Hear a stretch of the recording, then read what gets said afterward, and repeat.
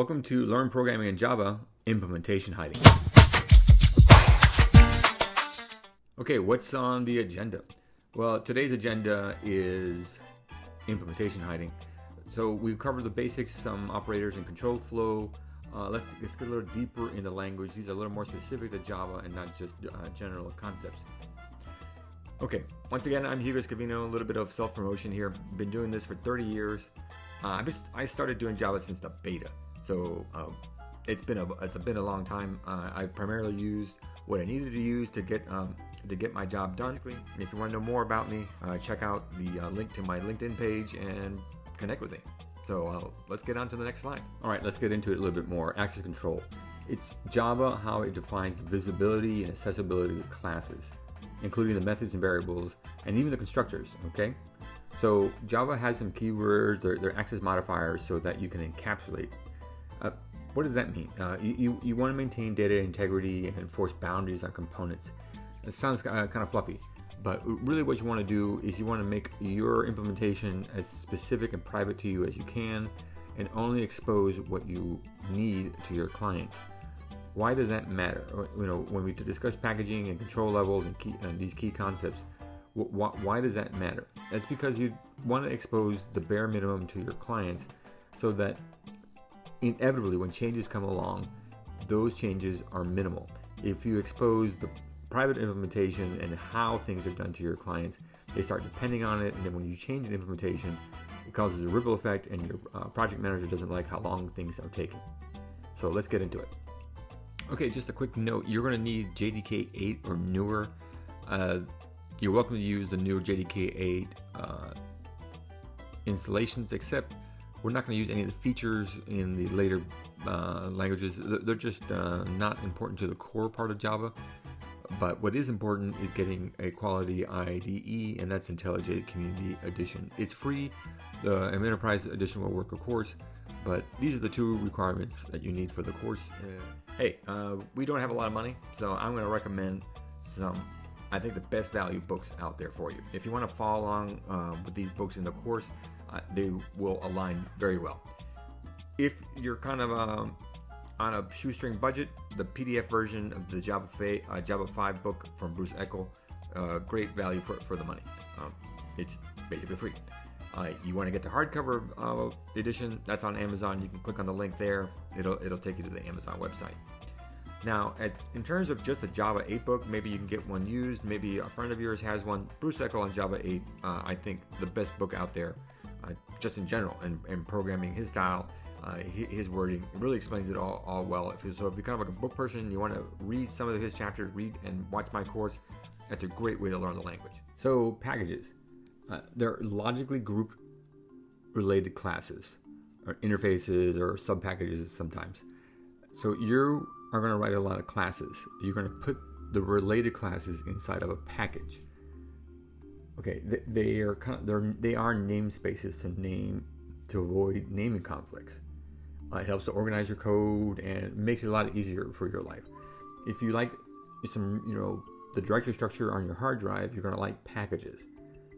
You can and probably should have multiple classes and interfaces inside of a hierarchy. All right, you're going to have your high-level classes that you want shared the most at the root, and as you further go down, you probably will have less and less sharing and more specialized classes. So let's take a look at that. Okay, so why do we want these packages? We want to avoid name conflicts, number one. So you could have an order class, and it could be for a restaurant, and then you can have an order class for something that's in retail. So you want to keep them in different namespaces, and then you can avoid the class name conflicts. That way you can still have an order class, but it's in a different context. My favorite is for code organization. You want to put related classes inside of a package. That way when you make changes, they're kind of in the same area. It makes a lot of sense when you're dealing with a lot of classes and you're working in a group. You want to be working in kind of a related area. You can also put some package private visibility. You can create some classes that only exist and can only be visible inside of a package. That gets a little complex, but it becomes more important. Reusability. you put the frequently and used classes together, and if you're creating an API or using an API, you'll see where this comes in handy. And last but not least is modular development. When you package, you'll see much later in the class when you're creating jars and packaging your code for reuse within your own team or even publicly perhaps. You don't want to give away the whole world. You want to package the minimal amount and you usually want to put those in some sort of kind of modular development scheme. So more on this next. All right, here's our first example. The package is the first line of a class. These are user-defined packages. This is when you create a class. You generally want to put them in a package. Now, when you're doing some labs, you may not see that there's a package. That's kind of a bad practice, to be honest. You always want to have some package, even with your labs, just kind of get you in the habit of things. So, by convention, this doesn't mean you have to do it, but you'd be a weirdo if you didn't do it. By convention, we take our domain name and inverse it. So, my domain name is learnprogramminginjava.com.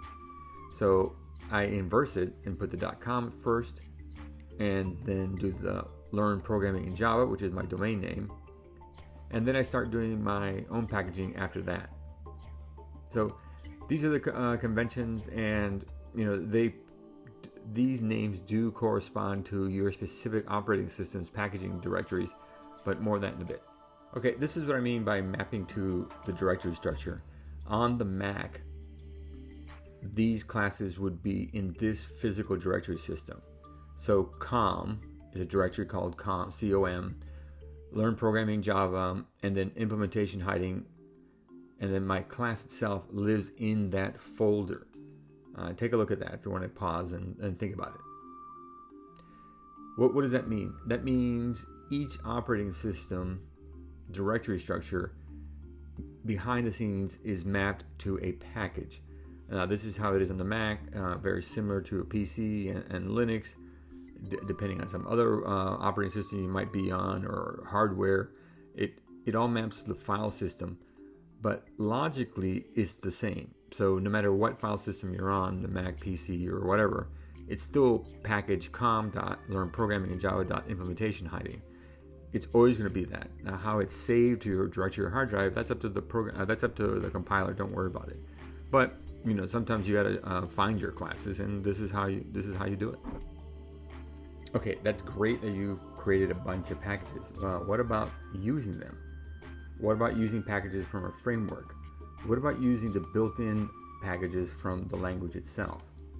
So, in that case, you use the word import. So let me be clear here. First, you declare your package. That's what you do to declare yourself. To use the classes, either yours or someone else's, that's the keyword import. Now, you can do this in various ways. You can import a specific class. You can import all the classes in a specific package. Remember that I talked about directory structure and related classes? See how it comes in handy now. So in that second example, I'm importing everything in Java util with that star.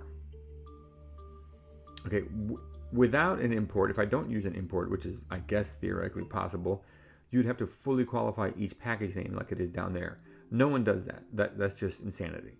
So basically, it's either you import the package or the whole package with a star. I should say you import the class itself or the whole package with a star. What's the difference? It used to be a bigger deal in the old days when you wanted to speed up the compiling time and whatnot. Generally, it doesn't really matter, and your IDE manages this for you anyway. So I wouldn't spend a whole lot of time worrying about it, whether I need one or the whole package. Really, who cares? Some will disagree with me, but I'm trying to get a job done. Okay, you're going to need to take some time to kind of read through this and then actually live it a little bit. It is a bit hard to think about it at first, but let's go through one line. So this is the 4 types of access control. All right, public, protected, the default, which is no keyword, and then private. So it's a little unfortunate that the default isn't a keyword, but heck, I didn't write the language. So if a class is made public, if a method is made public, if a field is made public, that means it's visible to the class itself, everybody in that package, subclassers, anyone who subclasses you, and, okay, here's an important one, clients from other classes.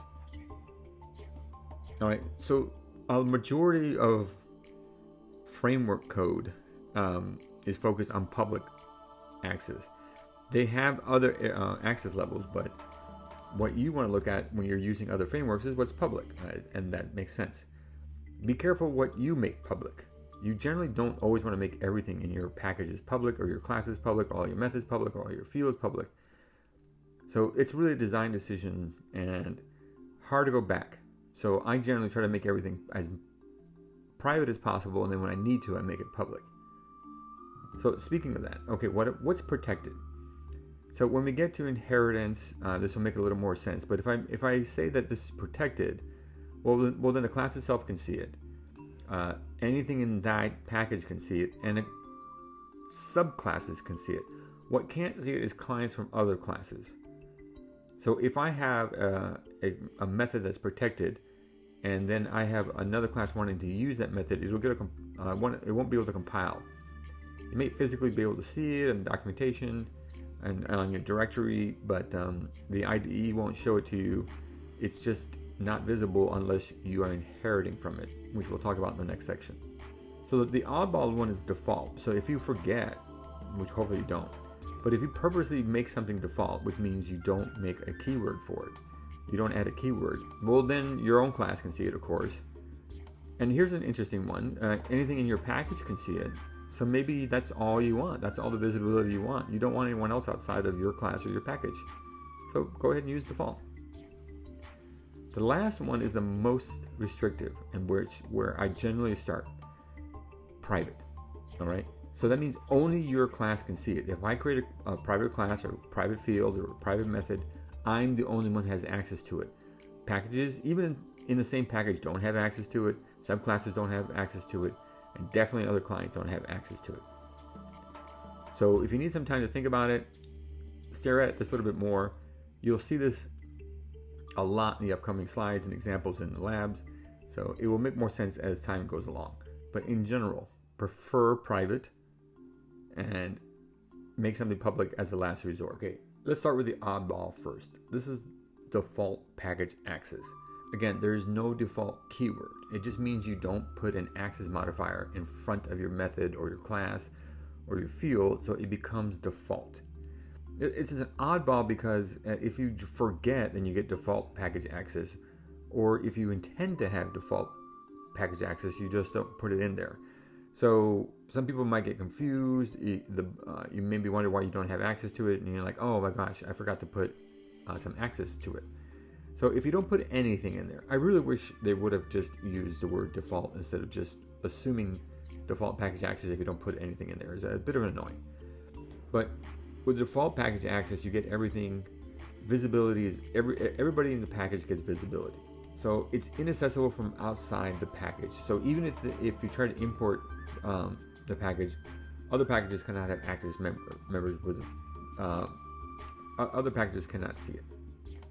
Okay, it's really useful for internal components. So if you want to create some classes inside of your package or that's only visible to that package, great, do that. All right, here's the code example. All right, I have a package called com.example. So what's default access, you might ask? Well, a lot of things. All right, the class is default access because there's nothing it's not a public class person. String is default access because it doesn't have anything in front of it. So is the int age, and so is my method. So you can see that all these are default or package private because they don't have an access modifier. Okay, so this is really quite annoying if you didn't mean to do this or if you forgot. It could be error prone, but the only thing that can call display info, if you remember from that little chart, is of course this class person and anything else inside this package. So if you intend to do that, which for a lot of good reasons you may want to, then that's great. That's how you do it. All right. Personally, I would prefer private over default, but there may be some reasons why you want to do default. Okay, this is kind of the opposite. Public package access means maximum visibility. Anything like a class or method or constructor or a variable declared as public is accessible from anywhere. Okay, both within the package and outside of the package. This is really used mostly for APIs or things you want to openly expose to other clients. This is not and should not be your default go-to access modifier. Like I mentioned before, I try to make everything as restrictive as possible. I start with private. If I have to, I'll make it protected. Default is another option, but really public is my last choice. Because these characteristics make it global, generally used for APIs. Of course, my top level classes can be public and probably should be public. And I want to provide some consistency. So if I'm making something public, the other classes should be public in the same way. This will make more sense when you see some examples. So remember, public is the maximum visibility. Anybody can see it. Anybody can access it. Anybody can use the field or method or class. So if that's what you want, then it's explicit keyword public. As promised, here's that example of that. I have a public class utility with a public static void print message. So the class and the method are both public. Why? Because there's a public keyword. All right, so I'm being explicit. I want the class to be public, it means anybody can use it. This little static method, I want anyone to be able to call it. So in this case, both the class and the method are public. Why am I not showing a public field? Those are super rare. I don't generally have those. But if you could do a public int or public string if you want to. We generally avoid those unless they're like statics or constants. More on that later. Okay, what about visibility from other classes? All right, so the first line is my package. This is where I live as a class. I live in COM, learn programming in Java, some other package. But I want to import the all access modifiers. So there's a class out there that lives in COM, learn programming in Java, implementation hiding, and I want to use it. So I will import it. It's kind of long, but don't worry about it. I mean, your IDE will take care of it. You're not going to type this out. So to declare or create a class of all access modifiers, I import it, and that's something you see right there. So there, I created a new. I have access to it. Why do I have access to it? Because it's public. All right. So here in my constructor, I can call a public method. Literally, I called it a public method from that class. Now, let me show you something from the IDE. When I do dot and then pause, the IDE will show me all the public methods. That's what I can call. So in the lab, you'll see that you can create an object. You can call a public method because it's public. And you can call equals and get class because they're available and they're inherited from object, but that not something you created, but something that you get. But if you look in the class itself, there are some other methods. There's some protected methods. There's some private methods. You don't have access to them, and the IDE won't show them to you. It will only show you what's available to you. This is why I like IntelliJ. So if it has a public method, you can see it. Remember the chart? Anything that's public, anybody can see. Now, if I were inheriting from the class, I would be able to see the protected methods. If I was in the same package, I'd be able to see what's default or package private. But in this case, all I can see are public methods. Okay, hoping that makes sense. Okay, now here's some more visibility. But now I'm in the same package. So I've created an all access modifiers instance. Notice I don't have to import it. Why? Because I'm in that package. So I don't need to import something where I'm already in. I still have access to the public method. But now that I'm inside the same package, I can see the default methods, the public method, the protected method. I might be jumping the gun here, but for protected access control, these are classes and methods and fields that you have access to when you are a subclass. We haven't covered that yet, but I wanted to cover it here, and then if you want to come back here, re-review it after you read about subclassing, that's great. But for now, when something is protected, that means it's only accessible by those who are subclassing from it. It's not globally accessible. This was a big deal back early in the language when we had a lot of hierarchy. We generally don't have a lot of this anymore. We generally have a lot of interfaces. So this is kind of not as popular as it used to be. But you need to know the keyword is protected. When you make something protected, that means only your subclasses can have access to this. Of course, you have access to it too. But this means you have to design this with inheritance in mind. You can't take away protection as your development grows, because it might break a lot of other classes depending on this. So it's kind of a big deal when you make something protected. You really got to think it through.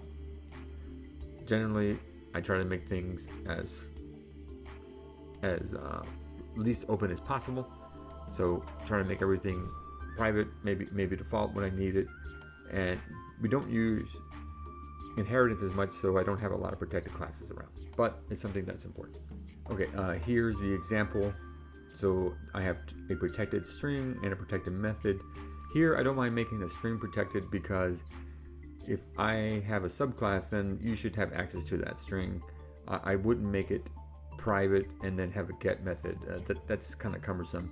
If I am expecting things to be subclass, I use the word protected, and then you can have access to it just as if it was your class, which kind of makes sense. So this is how that works. If I have a protected field or a protected method, then if I extend it or inherit from it, then I have access to it just like I was that class. Constructors. Really pause here. Really grasp this concept. A constructor is a unique method. That means the language has decided that here's a special method for you to initialize an object when it's created. So a constructor has the same name as the class and no return type. It's kind of an oddball, but that's how you know it's a constructor. The language will automatically create one for you if you don't create it. It's just not visible for you, but it's actually there. Generally, you want to take control of this and don't want constructors to be created automatically on your behalf. But here's what you need to know. They're the same name as the class. There's no return type. When you construct an object, when you do the new, okay, not when you declare it, but when you declare a new on an object, it will call that constructor. You can have multiple constructors. We can talk about that in a while, but a constructor will be called. Now, there's two types of constructors. The default one means no arguments. That's great for some simple classes, totally acceptable, not a problem. It's actually the one you get by when you create a class and you don't create a constructor, you get a default constructor, which is called the no arg constructor. Generally though, constructors require something to make them valid, and that's why they need to be parameterized. All right. You generally need, for complex objects or classes, you need some parameters to instantiate it. Otherwise, it doesn't know how to create itself. But for simple ones, we have the default constructor. I don't need any initialization. I can just construct myself. We're going to see a whole lot more of this in the next couple slides. Okay, I just want to reiterate default constructors one more time. It will be generated if you don't declare it in a class. If you never use it or you're never aware of it, it's not the end of the world, but you should know that if you create a class and you don't explicitly declare the constructor in your class, Java will create a no arg default one for you. It just has to, otherwise the new wouldn't work. All right. When the constructor is called, the compiler will initialize the fields with the default values for the classes, primitives, and arrays. Be careful of this. If you're not expecting that to happen, you could end up with some weird null pointer exception. My best practice for you is not to allow the compiler to define and set defaults for your fields. You should take charge of that. All right, we're going to see more of that coming up next. This class has no declared constructor, but it gets one. It creates a default constructor. Okay, I commented out so just you could see it. It does not create the system.out print line. Okay, I just wanted to let you know that if you don't create a class constructor, if your class is created without a constructor, the compiler will create one, and it's a no R constructor. See that? There's the access modifier public. Remember we talked about visibility. The constructor name is the same name as the class, and it doesn't return anything. Now, a class as simple as this one, it just has a string and an int. It doesn't need to do anything else. So later on, when I declare the default constructor class, I will create the class, and the fields will be initialized. So for string, that means null since it's a class, and for int, it's a 0. Now, would you want to know those are instead of just guess what those default values are? Yes, you'd rather initialize them. But if you don't do anything, you're going to have a default constructor, and those two fields will be initialized by some default rules by the compiler. I prefer to initialize them myself and know what they're going to be instead of just accepting the compiler to take over. Here's what I mean by taking over. I have created my own constructor here. This is not a default constructor. Okay, this is a explicit constructor. Notice that it's the same name as the class, and I am initializing the name and the age. All right. Now those may be not appropriate, may not make a lot of sense to you, but the point here is that when I create a class instance of default constructor with the defaults, all right, name and age will have a value. They'll be given a name and they will be given an age. So as soon as the class is constructed, it calls the default constructor and then immediately assigns fields, values to those fields. Most classes aren't this simple, but the concept is here that you want to initialize your fields with something that makes some kind of sense to you and not just let the compiler do it. Okay, let's move on to the next slide. Okay, now we've finally gotten to a class with how I generally define them, or design them, I should say. If you define a constructor, I generally need to know what to do with these fields, and you should tell me how to initialize them. We're getting into something called dependency injection, but I wanted to get this started here with the discussion on constructors. I generally don't know how to construct myself, and if I let the compiler define the fields, that's kind of a guess. If I define them myself, well then that's kind of hard coding it, and it's kind of hard to change them. Instead, I want my values to be defined by you outside of me. So for some of my, I don't want to do the defaults. Instead, I want you to set me up correctly. So this class requires a name and an age for this class to be valid. And that makes, in the software development world, this makes more sense.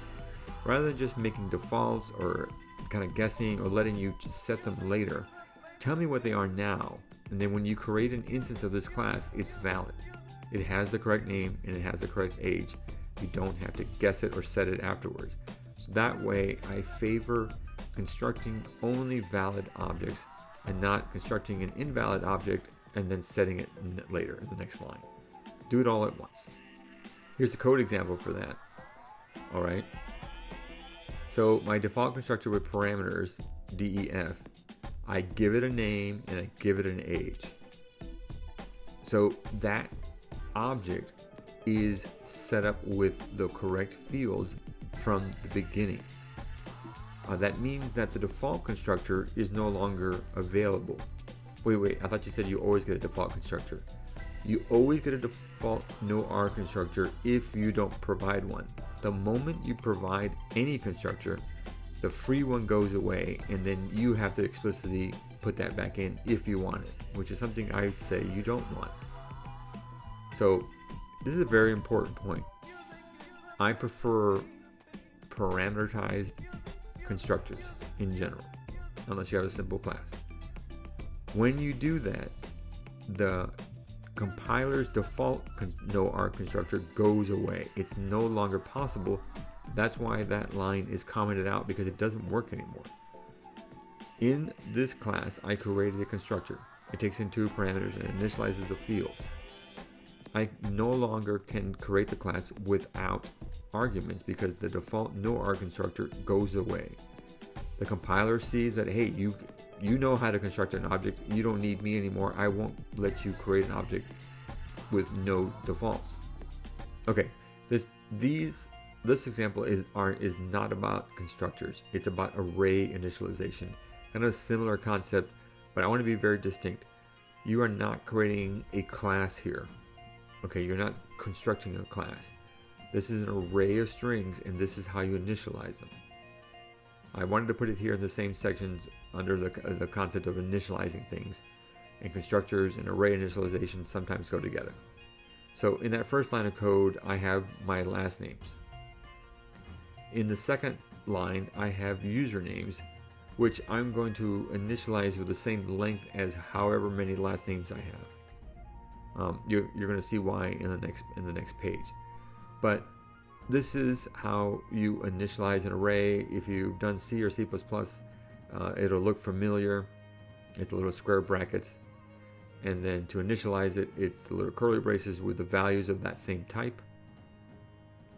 If you happen to know the length, you can create an empty array with that size if you know the length.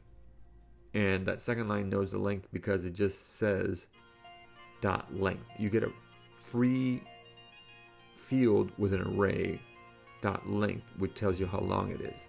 That's how you initialize an array. The second line initializes an array with no values, but with the length as the first value. Okay, one of my favorite features of the language are enums, or enumerations. So this is a special data type that enables variables to be set of a predefined constant. So rather than just saying 1 equals Sunday or 2 equals Monday, this is a very powerful and particularly useful way to represent data. All right, so when you declare an enum, like days of the week, it's kind of like it is a class. It's not a number. It's not a character like you do in some other languages. It's its own thing. All right, so it's a type that you can pass around, which makes it very useful for type safety. So if a method has to take in days of the week, for example, as an enumeration, that's all it can take. It's not going to take a number. It won't take a 1 or an int or a character. I can only take in a day of the week. These are defined values. And an enum define what the specific list of constants are. These are the only ones that are available, and these are the only ones that can be passed around. So this is a great feature. Let's see what they look like. Okay, here's one of my favorite enums, public enum weekday. So I'm starting with Sunday, Monday, Tuesday, Wednesday, Thursday, Friday, Saturday. So it's a public enum weekday. Very similar to a class. In a class you say public class something. Here you're saying public enum weekday. Alright, these are my 7 values. And there's only 7 days in the week. So we're not going to have any more weekdays. These are it. These are the values that are inside my enum. They're an enumerated instance. I should say they're an enumerated type. And if I want to loop through them, there's a special little values. Notice that the enum doesn't have this values method. That's just something you get with an enum. So you can loop through them and you can print them out. Okay, you can get their ordinal. That's another little special function you can get from that. What do you do when you get a system.out? It generally just prints out exactly what the name is of the enum. You can define a toString if you want to make it special, but I'd rather just give the enum what exactly I want it to look like when it prints out. What about converting a string to an enum? Can I do that? Do I have to make some special class? No, you don't. You can use the value of. So if I pass in sun, which has to be case sensitive exactly the way it is, I can say, take the string, give it to the function called value of, and get my enum. So this is a way to convert, maybe like when there's user input, when they choose sun for the day of the week, you can take that string, call value day on the weekday enum, and convert that and get an actual weekday.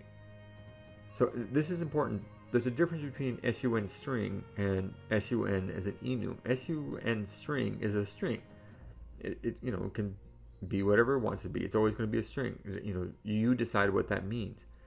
But the enum sun is a type. It's not something that can be something else. It's a type of weekday. It will always be a type of weekday.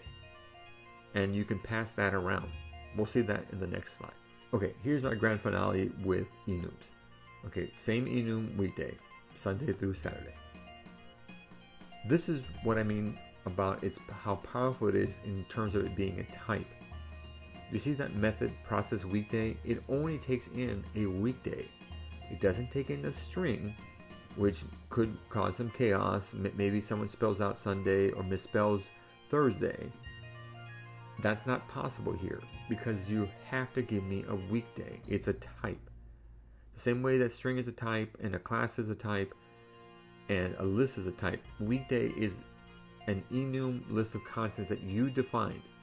So when you declare it as a type, you can you can define exactly what your definition is. And so for this method, process weekday, I only take in weekdays. Now how you can convert a weekday, remember you can use the value of, you see, underneath. But what I really want to point out is this part right here. Weekday is of this type enum. It is not a string. Strings can be error prone, but weekday is not. Weekday will only be one of these types. So I need a weekday to be passed into me. Now how can you get a weekday? Yes, you can get it from a string and you can maybe do some checking here, but in terms of this method, all right, this method is the one I like better because it only takes this type and I don't have to worry about any error handling because I know what it is. Here, this might give me some problems. I do have to consider some error handling. The one above, no error handling because it is a weekday. Okay, and that's the end of this chapter. Okay, we are here at the topic summary. So we talked about access control, visibility. You heard me go on and on about wanting to make things private and making things public as the kind of last resort. Doesn't make sense right now until you start writing some of your own classes. You realize you don't want as many public methods as you want as private.